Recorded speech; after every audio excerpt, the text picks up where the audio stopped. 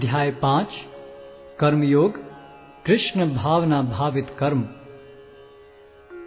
अर्जुन ने कहा, हे कृष्ण, पहले आप मुझसे कर्म त्यागने के लिए कहते हैं और फिर भक्ति पूर्वक कर्म करने का आदेश देते हैं।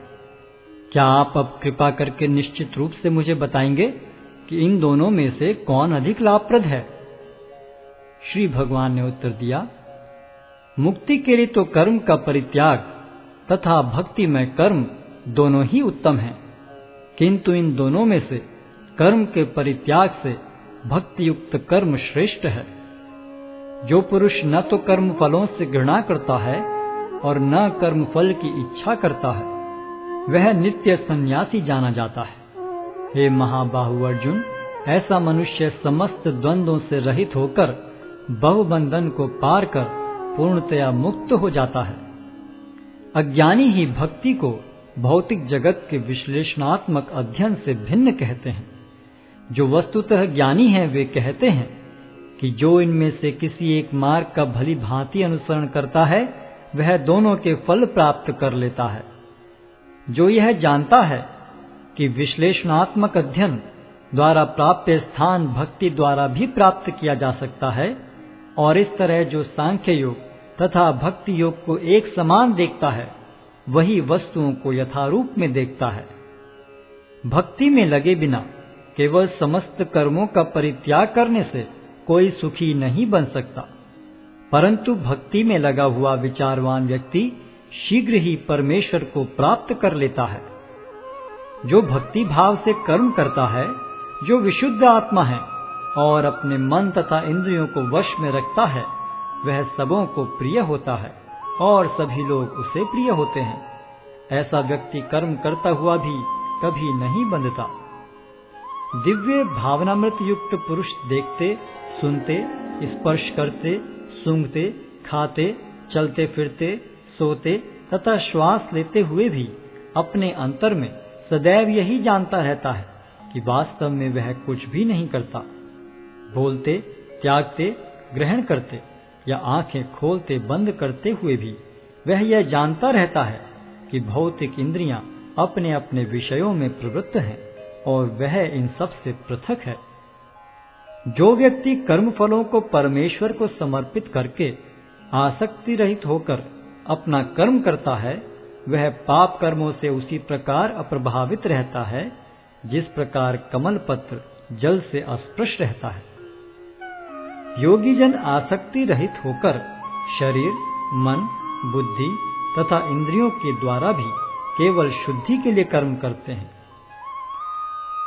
निश्चल भक्त शुद्ध शांति प्राप्त करता है, क्योंकि वह समस्त कर्मफल मुझे अर्पित कर देता है।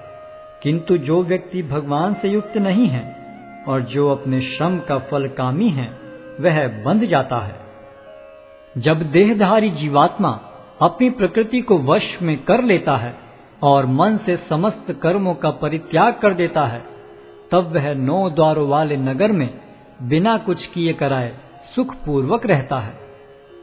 शरीर रूपी नगर का स्वामी देहधारी जीवात्मा न तो कर्म का सृजन करता है, न लोगों को कर्म करने के लिए प्रेरित करता है, न ही कर्म फल की रचना करता है। यह सब तो प्रकृति के गुणों द्वारा ही किया जाता है। परमेश्वर न तो किसी के पापों को ग्रहण करता है न पुण्यों को, किंतु सारे देहधारी जीव उस अज्ञान के कारण मोहग्रस्त रहते हैं जो उनके वास्तविक ज्ञान को आच्छादित किए रहता है। किंतु जब कोई उस ज्ञान से प्रबुद्ध होता है जिससे अविद्या का विनाश होता है, तो उसके ज्ञान से सब कुछ उसी तरह प्रकट हो जाता है जैसे दिन में सूर्य से सारी वस्तुएं प्रकाशित हो जाती हैं। जब मनुष्य की बुद्धि, मन, श्रद्धा तथा शरण सब कुछ भगवान में स्थिर हो जाते हैं, तभी वह पूर्ण ज्ञान द्वारा समस्त कलमश से शुद्ध होता है और मुक्ति के पथ पर अग्रसर होता है। विनम्र साधु पुरुष अपने वास्तविक ज्ञान के कारण एक विद्वान तथा विनीत ब्राह्मण, गाय, हाथी, कुत्ता तथा चांडाल को समान दृष्टि से देखते हैं। जिनके मन एकत्व तथा समता में स्थिर हैं, उन्होंने जन्म तथा मृत्यु के बंधनों को पहले ही जीत लिया है। वे ब्रह्म के समान निर्दोष हैं और सदा ब्रह्म में ही स्थित रहते हैं। जो न तो प्रिय वस्तु को पाकर हर्षित होता है और न अप्रिय को पाकर विचलित होता है, जो स्थिर बुद्धि है, जो मोह रहित है और भगवत विद्या को जानने वाला है, वह पहले से ही ब्रह्म में स्थित रहता है। ऐसा मुक्त पुरुष भौतिक इंद्रिय सुख की ओर आकृष्ट नहीं होता, अपितु सदैव समाधि में रहकर अपने अंतर में आनंद का अनुभव करता है।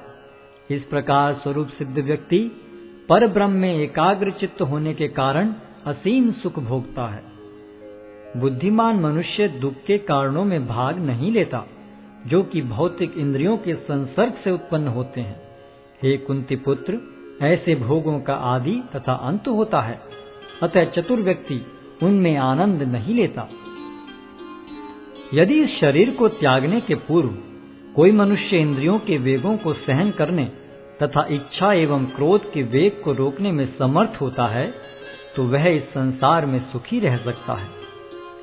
जो अंतःकरण में सुख का अनुभव करता है, जो कर्मठ है और अंतःकरण में ही रमण करता है तथा जिसका लक्ष्य अंतर्मुखी होता है, वह सचमुच पूर्ण योगी है। वह पर ब्रह्म में मुक्ति पाता है और अंततोगत्वा ब्रह्म को प्राप्त होता है। जो लोग संशय से उत्पन्न होने वाले द्वेष से परे हैं, जिनके मन आत्म साक्षात्कार में रत हैं, जो समस्त जीवों के कल्याण कार्य करने में सदैव व्यस्त रहते हैं और जो समस्त पापों से रहित हैं, वे ब्रह्म निर्वाण को प्राप्त होते हैं। जो क्रोध तथा समस्त भौतिक इच्छाओं से रहित हैं, जो स्वरूप सिद्ध आत्म संयमी हैं और संसिद्धि के लिए निरंतर प्रयास करते हैं, उनकी मुक्ति निकट भविष्य में सुनिश्चित है। समस्त इंद्रिय विषयों को बाहर करके, दृष्टि को बाहों के मध्य में केंद्रित करके, प्राण तथा पान वायु को नथुनों के भीतर रोककर और इस तरह मन, इंद्रियों तथा बुद्धि को वश में करके जो मोक्ष को लक्ष्य बनाता है, वह योगी इच्छा, भय तथा क्रोध से रहित हो जाता है। जो निरंतर इस अवस्था में रहता है, वह अवश्य ही मुक्त है। मुझे समस्त यज्ञों तथा तपस्याओं का परम भोक्ता, समस्त लोकों तथा देवताओं का परमेश्वर एवं समस्त जीवों का उपकारी एवं हितैषी जानकर मेरे भावनामृत से पूर्ण पुरुष भौतिक दुखों से शांति लाभ करता है।